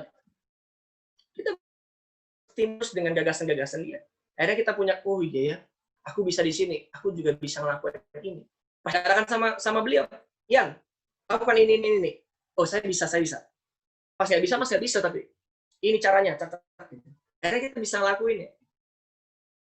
Ini secara teori seperti itu. Nah, secara implementasi berat, ya. Maksudnya berat adalah kita butuh energi yang besar. Tapi harus dicoba. Nggak bisa kita biarkan atau kita ya diamkan terus. Nah, mungkin itu sih dari saya terkait dengan untuk merangkul bawahan. Tapi ya tadi, mulai dari takrif dulu. Kenalkan dulu, baru kita kasih beban. Sama kayak ini, tambah sedikit Fadli. Sama kayak kita ini ya, kaidah-kaidah dakwah itu kayak gitu ya. Iya. Apa sih? Saya jadi lupa. Teladan sebelum ajakan ya. Teladan gitu ya. Kutwah qoblal dakwah, bener ya? Kutwah qoblal dakwah. Teladan dulu sebelum kita berdakwah. Nanti ada takrif qoblal, saya lupa. Ya, kita memperkenalkan dulu sebelum kita menjelaskan sesuatu. Lalu menjelaskan sesuatu sebelum memberikan beban secara perlahan. Nah, itu dan seterusnya. Nah, itu bagian sebenarnya semua aspek-aspek itu di dakwah itu bagian dari bagaimana kita bisa merangkul orang, mempengaruhi. Itulah kepemimpinan sebenarnya. Makanya saya bilang itu kan sumbernya dari Al-Quran dan Sunnah, dari bagaimana Rasulullah dulu pengalamannya beliau di Sirah Nabawi yang tertera di sana gitu. Makanya nggak usah jauh-jauh sebenarnya kita beli buku-buku kepemimpinan ala Barat itu, cukup kita baca Sirah Nabawi sebenarnya. Kalau kita mampu mentransformasikannya atau mengambil ibrah kontekstual dari situ, itu sudah cukup menjadi bekal kita sebagai seorang pemimpin. Definitely. Baik, terima kasih. Semoga menjawab ya pertanyaannya dari Agus Sultan. Masuk ke pertanyaan berikutnya, insya dari hamba Allah. Sebelumnya beliau mengucapkan jazakallahu khairan atas materinya. Kemudian pertanyaannya adalah bagaimana jika seorang pemimpin memiliki karakter yang sudah melekat dalam dirinya dan saat jadi pemimpin, hal itu berpengaruh negatif. Misal pelupa, sulit fokus, tidak enakan, dan lain-lain. Bagaimana cara mengatasinya? Oke. Kalau memang sudah ada karakteristik yang tidak bisa diubah, maka yang dilakukan jangan terlalu berat melakukan hal yang memang susah diubah itu gitu. Saya termasuk orang yang tidak enakan dari dulu sampai sekarang. Dan itu selalu saya bilang di awal sama teman-teman saya. Gak enakan, dan seterusnya. Atau biasanya kalau di awal-awal saya masih mencari-cari, saya diam dulu. Dia melihat polanya seperti ini dan seterusnya gitu. Langkah yang paling efektif ada kita lakukan yang pertama, kita terbuka dulu sama orang tersebut. Kalau kita punya karakteristik tertentu. Gitu. Misalnya saya pelupa, saya bilang, saya orangnya agak pelupaan. Ya apa-apa, bilang aja. Tapi jangan bilang di forum besar ya, Pak Mas saya. Pilih orang-orang tertentu dulu. Kalau dalam organisasi misalnya ada kadep-kadepnya aja gitu. Atau ada wakilnya kita. Atau sebelum itu jangan langsung terbuka deh. Cari orang-orang yang bisa jadi partner dulu. Cari dulu orang yang bisa jadi partner untuk nantinya bisa membackup kita, tanda kutip, membantu kita menutupi kekurangan kita di situ. Nah, disitulah kita bisa terbuka. Kalau saya karakter seperti ini. Makanya dulu kalau misalnya ini konteks yang sempit ya. Kalau setiap ada pencalonan BEM misalnya di UNY dulu, di kampus saya dulu, ketika kami pengen, ayo kader kami ada yang majulah di BEM. Oke, ketuanya ini, wakilnya ini. sebelum mereka memang mencalon atau mendaftarkan diri, mereka dipertemukan dulu. Kan selalu di ini ya, dianalisis nih. Oh, ini kekurangannya apa, kelebihannya apa. Oh, ini karakteristik nggak bisa diubah. Memang nggak bisa diubah nih. Dia emang kayak gitu dari dulu, udah bawaannya seperti itu. Kalau mau diubah, energinya besar, nggak mungkin setahun bisa berubah. Ya udah cari wakil berarti yang harus seperti ini, misalnya gitu. Atau wakilnya, kamu siap nggak dengan kondisi seperti itu? Nah, sehingga nggak masalah sebenarnya. Asalkan kita punya partner atau punya orang yang kita percaya, sehingga bisa kita apa namanya ya, bisa menutupi kekurangan yang kita miliki atau karakteristik yang kita miliki. Bahkan misalnya orang yang suka emosian, ini pimpinan kok emosi terus itu, bla bla bla bla bla gitu. Nah, dia perlu mencari partner yang apa, yang dia bisa menghangatkan suasana, gitu. Dia bisa mencairkan suasana. Sehingga kadang yang tadi saya bilang, kadang pengaruh besar itu tidak hanya sekedar di ketuanya saja, tetapi bahkan partnernya itu punya jauh lebih dekat dengan orang tersebut. Gak masalah, yang penting tujuannya tercapai gitu. Poinnya di sana sebenarnya. Saya dulu pernah dalam satu komunitas atau organisasi, saya tipe kalau orang yang sebenarnya tidak terlalu perhatian terhadap anggota atau staff. Misalnya gini, kadang itu kalau sudah ada tujuan nih, sudah gambar tujuan nih, saya ngasih, ini kamu tugasnya ini gitu. Saya nggak, seolah tidak peduli dia tuh lagi sibuk apa, dia kayak lagi susah atau enggak. Cuman saya tanya, susah nggak? Oh susah, kalau susah gini. Kalau merasa ada sisi perasaan gitu, terus bisa menjadi situ. Saya dan teman-teman saya itu dalam tataran yang ya pengurus-pengurus intinya lah, itu paham dengan kondisi itu dan sudah diingatkan ya, kamu punya ini kadang kayak gini nih, terlalu cepet-cepet aja gitu. Terus apa namanya, kadang nggak memperhatikan merekanya secara perasaan kayak gitu. Terus saya dipartnerkan dengan orang yang memang dia orangnya tidak terlalu banyak omong, tapi senang dekat dengan orang, fardiyahnya bagus. Akhirnya saya sangat terbantu alhamdulillah dengan orang tersebut. Saya jarang menjapri staff-staff saya, tapi dia kalau ada masalah, staff itu japri ke partner saya itu terus. Dan partner saya menyampaikan, yang ini orang ini lagi susah, lagi marah, lagi sedih. Dia habis kau marahin tadi itu, terus dia nangis ya gitu. Itu sampaikan ke saya. Sehingga pas di pertemuan selanjutnya saya, oke. Berarti saya harus menurunkan ego dulu, agak santai dulu. Oke, kita santai dulu aja. Gak usah terlalu banyak capaian yang di ini, ya agak lebih review ke teman-teman gimana. Tentu ya, dari kekurangan kita itu terbantu. Nah, itu penting ya. Jadi pemimpin itu bukan Superman, tapi dia kalau benar-benar pemimpin baik, dia bukan sosok Superman, tapi dia mampu membuat sesuatu yang namanya super team gitu ya. Itu yang sebenarnya. Jadi pemimpin itu bukan orang yang, teman-teman ingat bagaimana Rasulullah di perjanjian Hudaybiyah ya. Orang kafir Quraisy minta apa diturutin, ya nggak sih? Sampai Umar tuh emosinya bukan mainnya nggak?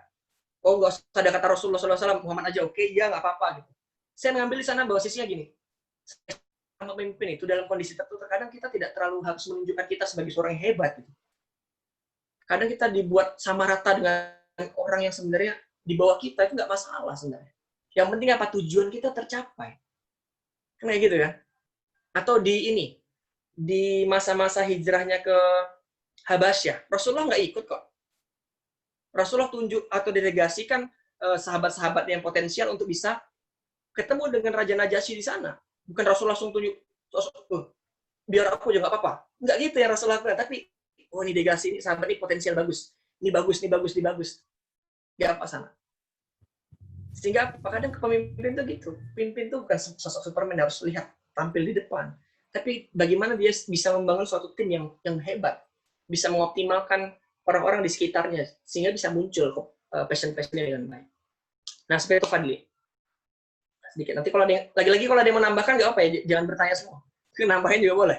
Kalau ada perspektif yang berbeda gitu. Kan ini perspektif saya ya, bisa jadi berbeda dari kawan-kawan semua.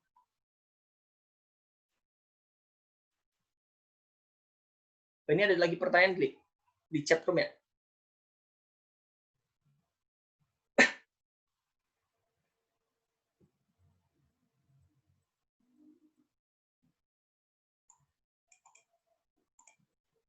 Fadli masih tersambung, Fadli?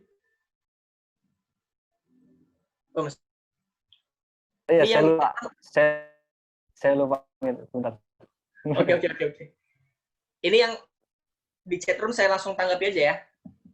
Sebelumnya ada pertanyaan lagi nih. Oh, ada lagi? Ya, siap. Tapi Ini dari moderator nih. direct message ke saya. Siap. Dari hamba Allah, bagaimana Jadi, pendapat lagi ya. Bang Nurdiansa terkait perempuan yang menjadi pemimpin, yang amanahnya cukup strategis seperti menjadi ketua dan semacamnya? Apakah ada batasan-batasan dalam menjalankan amanah tersebut? Oke.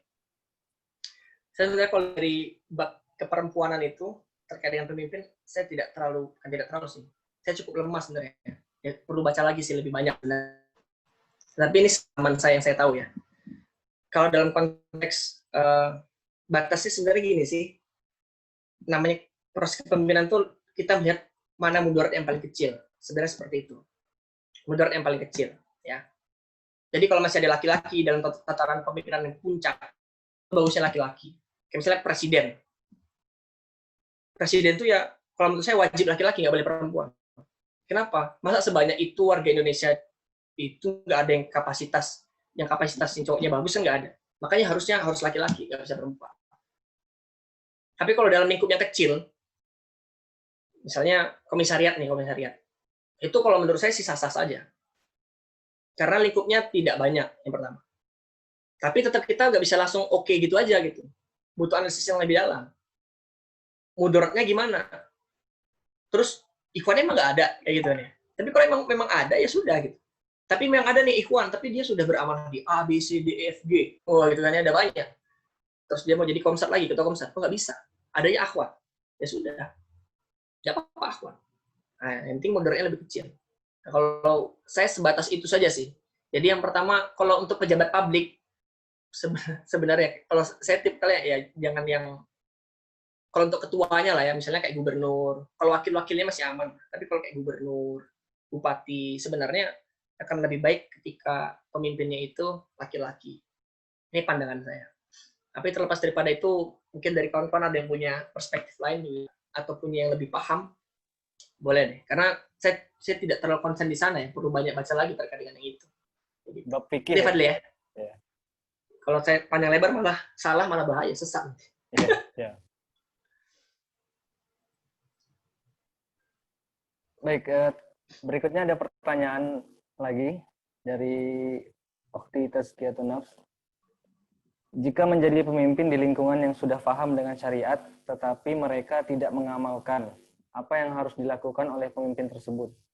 Ataukah ada yang salah dari gaya kepemimpinannya?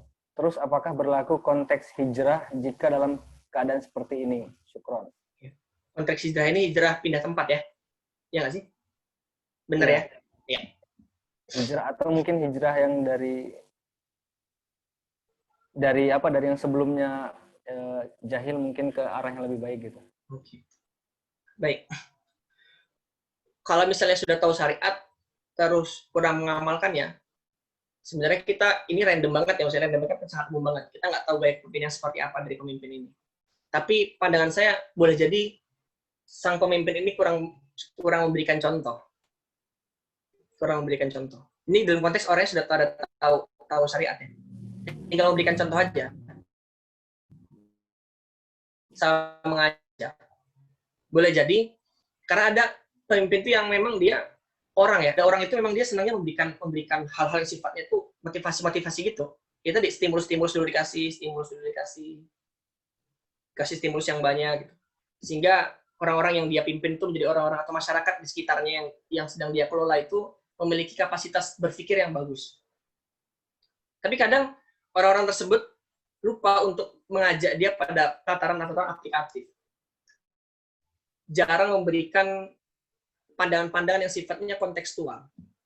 Kadang seperti itu. Sama misalnya gini. Ada misalnya guru gitu ya. Kayak guru kita misalnya gitu. Guru gitu. Kan kita sejarah Nabi. Sejarah Nabawi itu kan dari kita SD itu kan dijelasin ya. Gimana Rasulullah itu ini dan sebagainya. Bagaimana Nabi A, Nabi B dan seterusnya. Itu dijelaskan demikian rupa oleh guru agama kita. Tapi coba dari pengetahuan kita terkait dengan itu, sirah aja dulu ya, belum yang lain.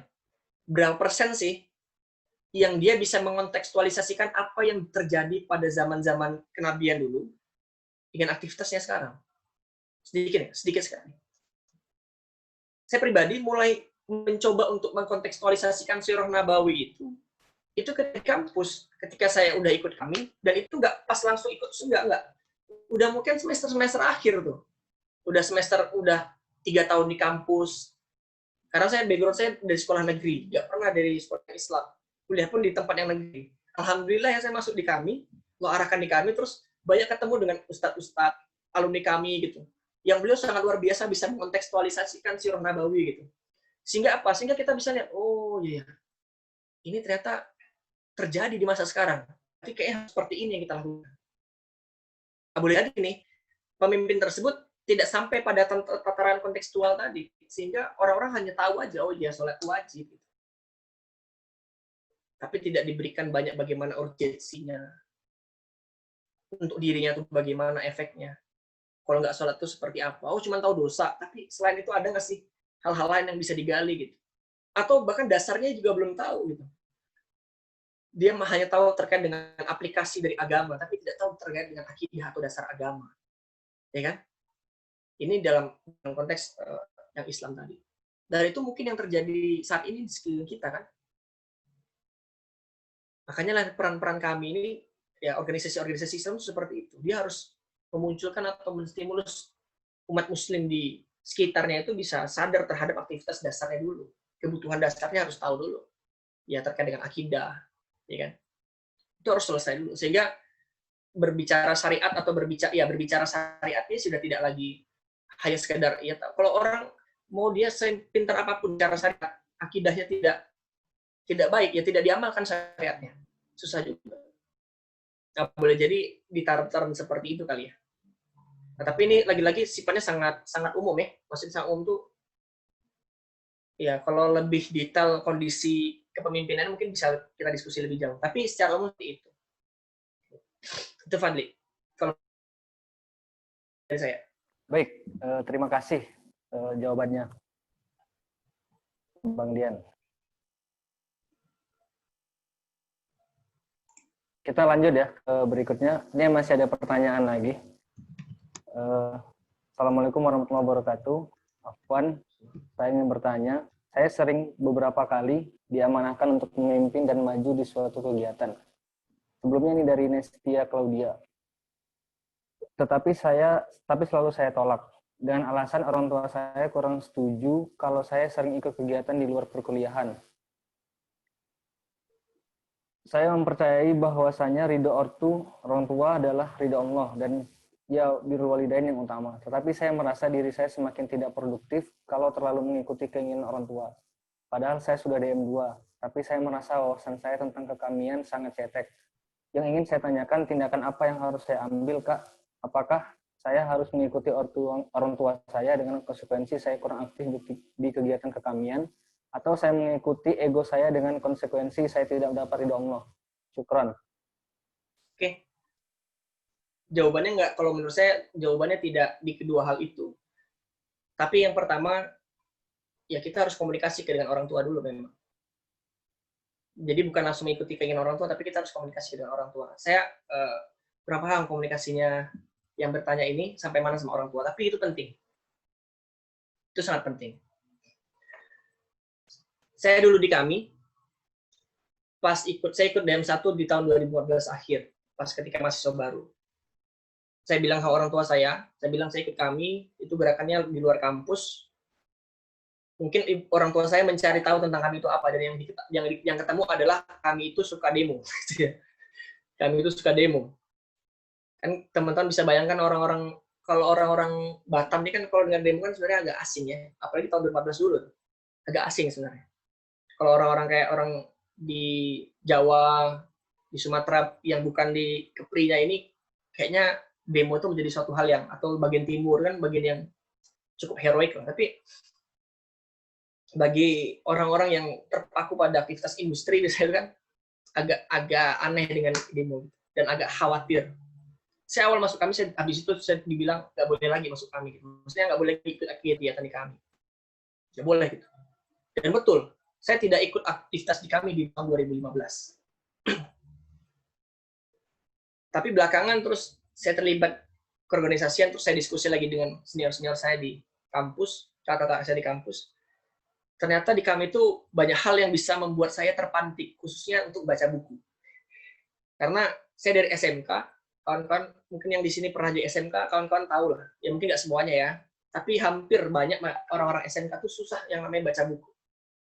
Susah sekali. Sampai sekarang pun saya terus, kalau kepikiran, kawan-kawan, ini teman-teman kayaknya udah nulis bagus nih, nulis pasti baca nih.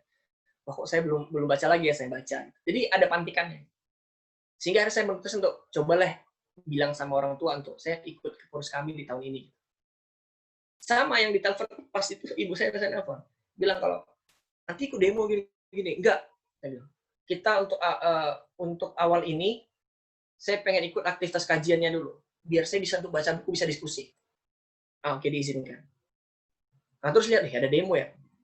Masa kalau cuman diskusi terus nggak demo tuh gimana ya? Saya bilang juga sama orang tua, Bu, saya demo. Demo apa? Demo ini. Terus saya jelaskan, kami tuh kalau demo tuh gini, Bu. Kita putra-putri dipisah. Kalau azan kita sholat, berhenti demonya, nggak bakar-bakar ban. Saya bilang gitu, saya bilang.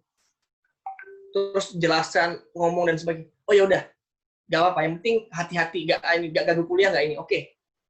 Dan iya saya buktikan juga, mau nggak mau kita harus gitu. Oh, orang tua nggak mau kuliah kita terganggu. Saya bilang, ini nilai setiap semester saya lapor sama orang tua saya. Walaupun itu nggak ada punishment atau nggak ada reward. Saya bilang, ini nilai saya segini.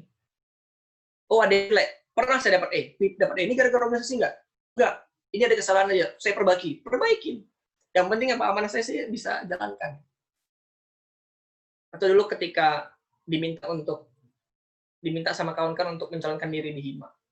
Atau pas jadi ketua-ketua tertentu. Saya selalu izin sama orang tua. Bu, saya pengen dicalonkan untuk ini. Kemarin kan sudah jadi ini, ketua ini, kenapa harus nyalon lagi? Kenapa harus ini lagi? Gitu. Ya ini amanah yang diinikan, diceritakan lagi ini, kayak gini-gini, rencananya kan seperti ini, kuliahnya kan seperti ini.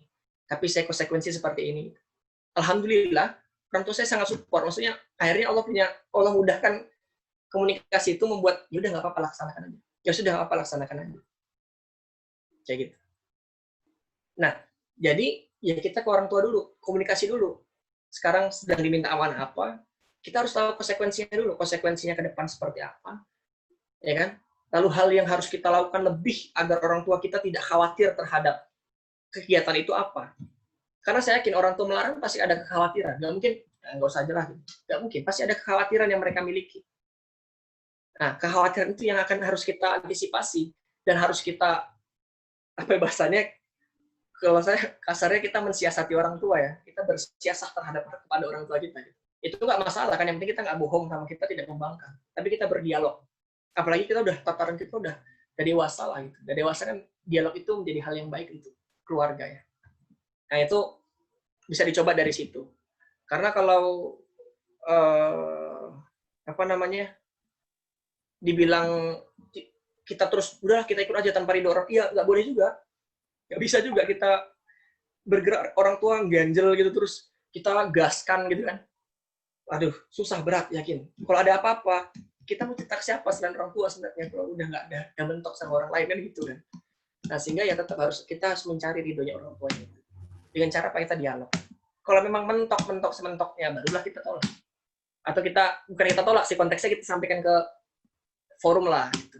Kita pertimbangan seperti ini, orang tua saya seperti ini, saya udah diskusi bla bla bla bla, tapi mentok nggak boleh. Nah, jadi kesannya kita tidak menolak, tapi kita sudah ada ikhtiar di situ.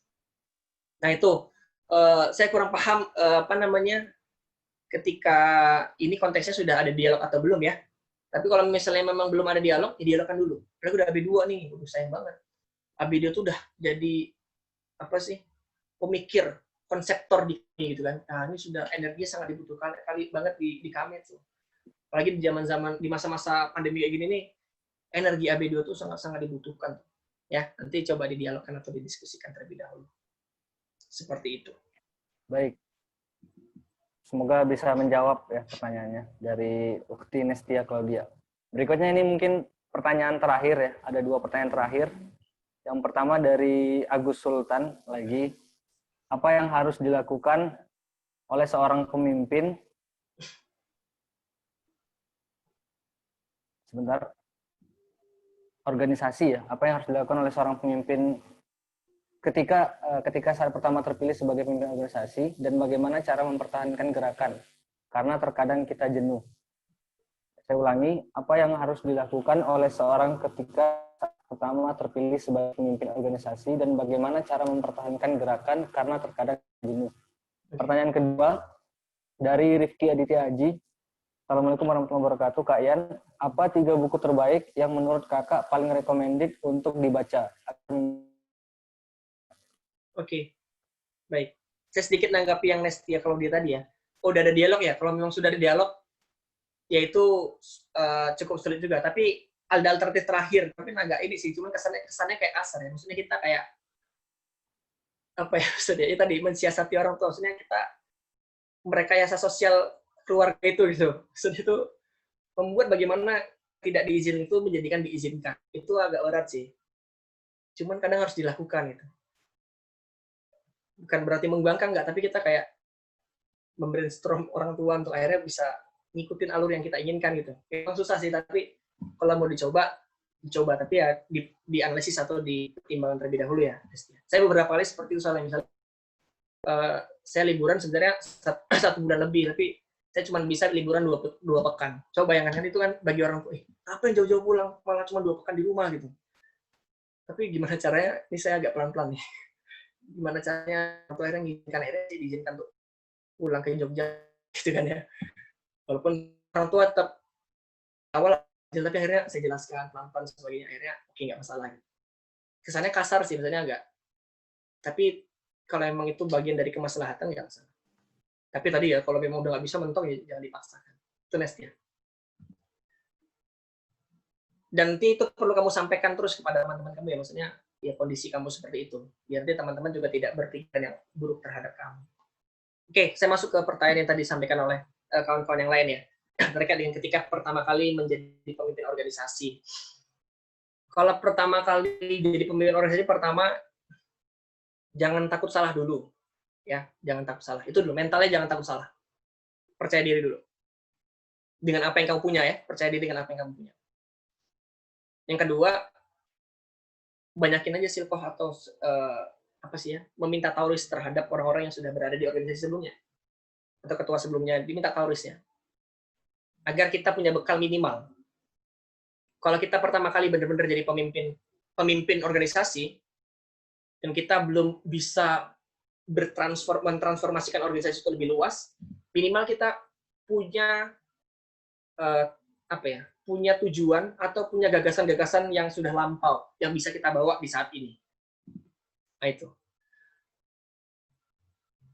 Nah, kalau berkaitan sama kejenuhan, sebenarnya ini perannya ini nggak cuma satu arah, tapi 2 arah. Pemimpin bisa jenuh. Ketika ada seorang pemimpin tidak benar-benar, orang-orang tidak ada yang percaya sama dia. Udah bagaimanapun dia meyakinkan teman-teman, tapi nggak ada yang percaya, susah juga. Makanya sebenarnya menjadi good passenger itu atau menjadi partner yang baik itu menjadi hal yang dasar bagi kita kalau kita mau jadi pemimpin. Maksudnya apa ya, teman-teman semua di sini kalau posisinya sekarang sedang berada di staff gitu ya, masih di bawah, belum jadi pimpinan, untuk mempersiapkan diri teman-teman menjadi seorang pemimpin, cara yang paling baik adalah kita harus bisa mensupport pemimpin kita secara penuh. Support ini konteks kita ingatkan. Kita berikan masukan. Kalau ada yang kita tidak sepakat, kita berikan masukan. Kita berikan ide kita atau gagasan kita. Itu bagian dari bagaimana kita mempersiapkan diri kita menjadi seorang pemimpin. Atau kalau dari sisi kejenuhan dari staff nih, ya karena pemimpinnya nggak bisa memberikan stimulus apa-apa kepada kita. Makanya pemimpin itu walaupun kita tahu kita kurang, kita harus terus, makanya tadi ada diskusi ke kakak kelas kita atau ketua sebelumnya. Tujuannya apa? Tujuannya satu, untuk bisa memberikan stimulus-stimulus yang baik, positif kepada bawahan-bawahan kita. Makanya kalau kedua komunikasi itu bisa jalan, istilah jenuh itu jadi susah. Kenapa susah jenuh? Kita udah asik diskusi sama mereka, kita sudah asik bekerja bareng sama mereka, ya akan sulit untuk kita jenuh gitu. Jadi terus saya seperti itu.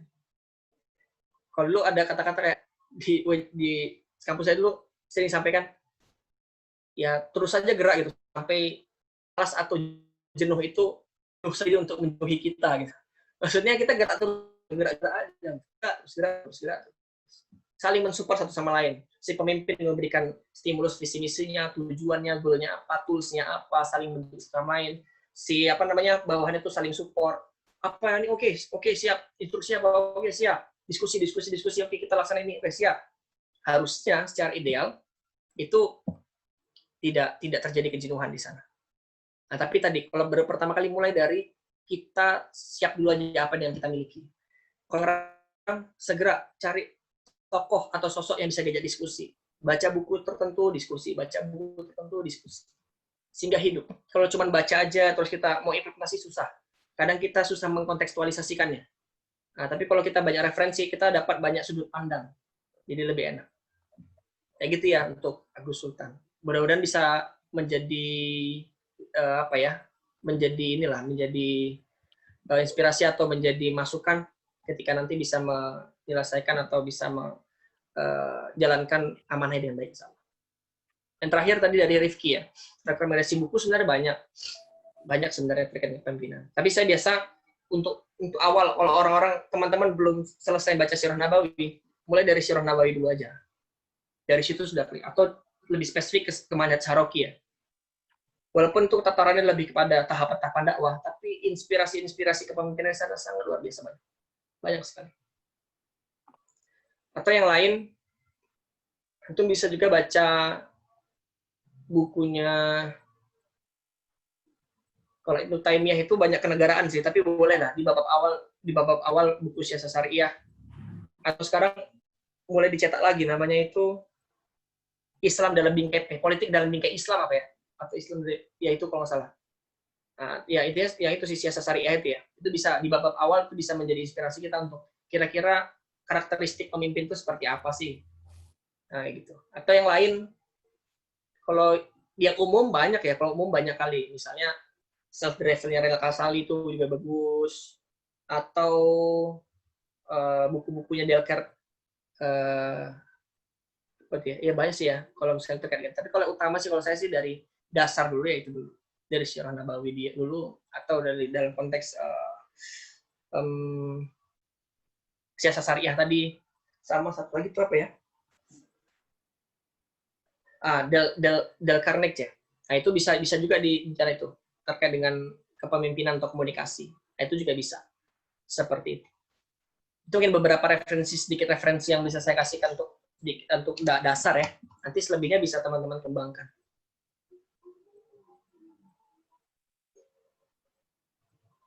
Itu Fadli mungkin. Oke, baik. Terima kasih Bang Nurdian Saprabowo atas penyampaian materinya dan juga diskusinya. Insya Allah karena sudah mau masuk maghrib ya, kita akan akhiri sesi materi dan diskusinya pada sore hari ini. Sebelum ditutup, insya Allah kita akan setidaknya mendengarkan sedikit kesimpulan dari Bang Nurdian Saprabowo. Dan nanti berikutnya ada sesi foto bersama ya. Sesi foto bersama, jadi mungkin bisa dipersiapkan bagi teman-teman untuk menghidupkan kameranya. Ya, silakan Bang Dia. Oke.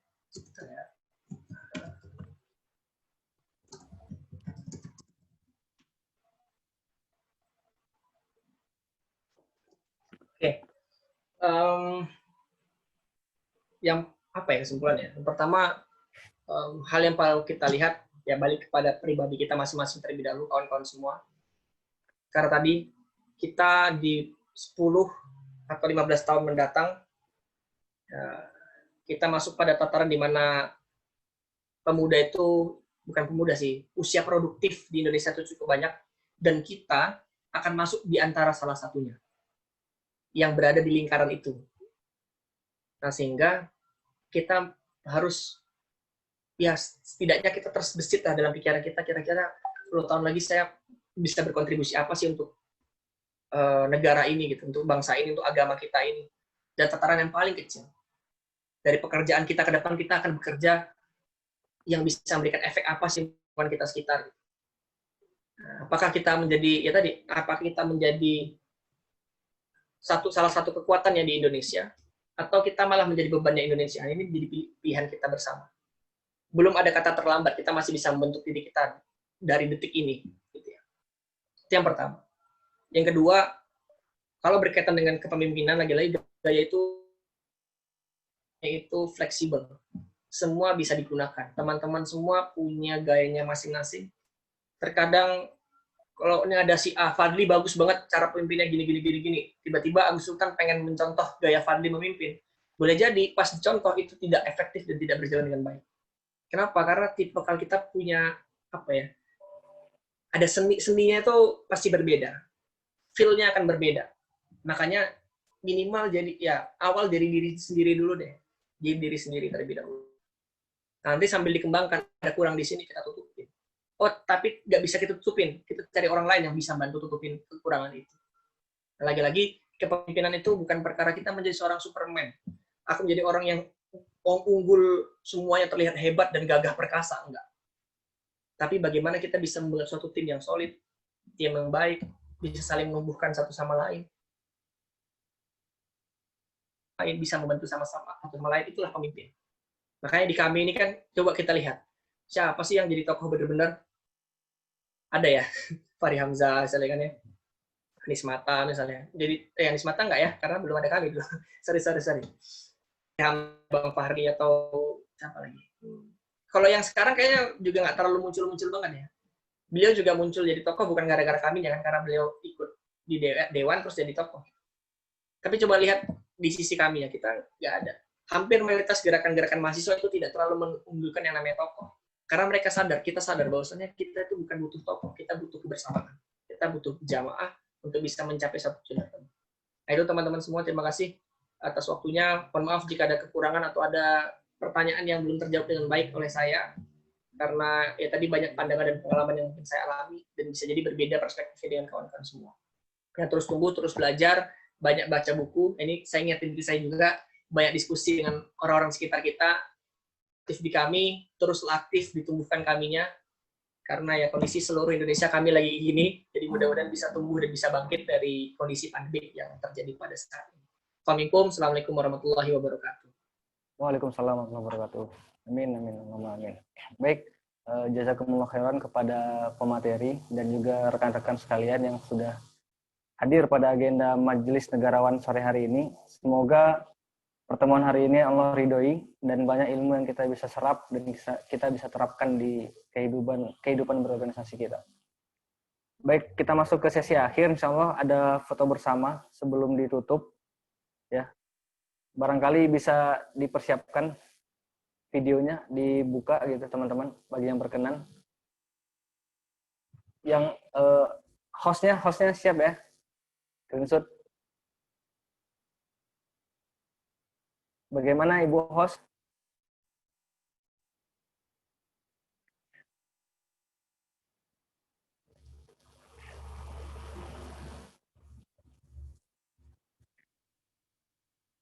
Tes, Mbak Rahmi. Oke, siap ya. Baik. Kita hitung sampai 3 ya. Gayanya bebas. Insya Allah. 1, 2, 3. Oke. Ganti gaya. Salam Tuhan ya. 1, 2, 3. Oke. Terima kasih teman-teman sekalian yang sudah hadir. Dari saya selaku moderator dan juga mewakili teman-teman kami Batam mengucapkan mohon maaf apabila selama penyelenggaraan agenda ini ada banyak kekurangan di sana-sini. Kita tutup agenda sore hari ini dengan mengucapkan hamdalah. Alhamdulillahirabbil alamin. Istighfar. Dan terakhir ditutup dengan doa kifaratul majelis.